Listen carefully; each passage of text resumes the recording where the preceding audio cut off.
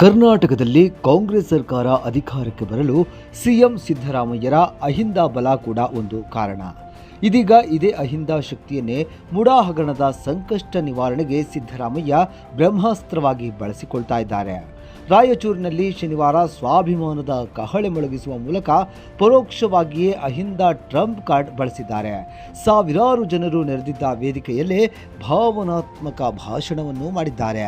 ವಿಪಕ್ಷಗಳ ಮೇಲೆ ಹಿಂದುಳಿದ ವರ್ಗದ ಅಸ್ತ್ರವನ್ನು ಚಳಪಿಸಿದ ಸಿಎಂ, ನಾನು ಹಿಂದುಳಿದ ವರ್ಗಕ್ಕೆ ಸೇರಿದವನು, ಎರಡನೇ ಬಾರಿ ಮುಖ್ಯಮಂತ್ರಿ ಆಗಿದ್ದಕ್ಕೆ ಎಲ್ಲರಿಗೂ ಹೊಟ್ಟೆ ಉರಿ, ನನ್ನ ಮೇಲೆ ಕಪ್ಪು ಚುಕ್ಕೆ ಇಡಲು ಯತ್ನ ನಡೆಯುತ್ತಿದೆ ಅಂತ ಕೆಂಡ ಕಾರಿದ್ರು.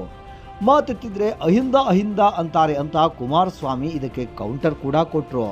ಅಹಿಂದ ವರ್ಗಕ್ಕೆ ನೀವು ಏನು ಮಾಡಿದ್ದೀರಿ ಅಂತ ಸಿಎಂ ಸಿದ್ದರಾಮಯ್ಯರ ವಿರುದ್ಧ ಕೇಂದ್ರ ಸಚಿವ ಎಚ್.ಡಿ. ಕುಮಾರಸ್ವಾಮಿ ಕಿಡಿಕಾರಿದ್ದಾರೆ. ಮುಡಾ ಸಂಕಷ್ಟದಿಂದ ಹೊರಬರಲು ಅಹಿಂದ ಅಸ್ತ್ರ ಪ್ರಯೋಗಿಸುತ್ತಿರುವ ಸಿಎಂ ಸಿದ್ದರಾಮಯ್ಯ ಅಹಿಂದ ಜಾತಿ ಜನಗಣತಿ ಅಸ್ತ್ರವನ್ನು ಬಳಸುತ್ತಿದ್ದಾರೆ. ಸದ್ಯದಲ್ಲೇ ಜಾತಿ ಜನಗಣತಿಯನ್ನ ಸಚಿವ ಸಂಪುಟದಲ್ಲಿ ಮಂಡಿಸಲು ಅವರು ಚಿಂತನೆ ನಡೆಸಿದ್ದಾರೆ. ಜಾತಿ ಜನಗಣತಿಯಲ್ಲಿ ಅಹಿಂದ ಸಂಖ್ಯೆ ಹೆಚ್ಚಾಗಿದೆ ಎಂಬ ಚರ್ಚೆ ಇದೆ. ಇದರ ಆಧಾರದ ಮೇಲೆಯೇ ಅಹಿಂದ ಜನಸಂಖ್ಯೆಗೆ ಅನುಗುಣವಾಗಿ ಯೋಜನೆಗಳನ್ನು ಜಾರಿಗೆ ತರೋಕೆ ಪ್ಲಾನ್ ಮಾಡಲಾಗಿದೆ. ಈ ಮೂಲಕ ರಾಜಕೀಯವಾಗಿಯೂ ಪರೋಕ್ಷವಾಗಿ ಅಹಿಂದ ಧ್ವನಿ ಎತ್ತುವುದು ಸಿದ್ದರಾಮಯ್ಯರ ಯೋಜನೆಯಾಗಿದೆ.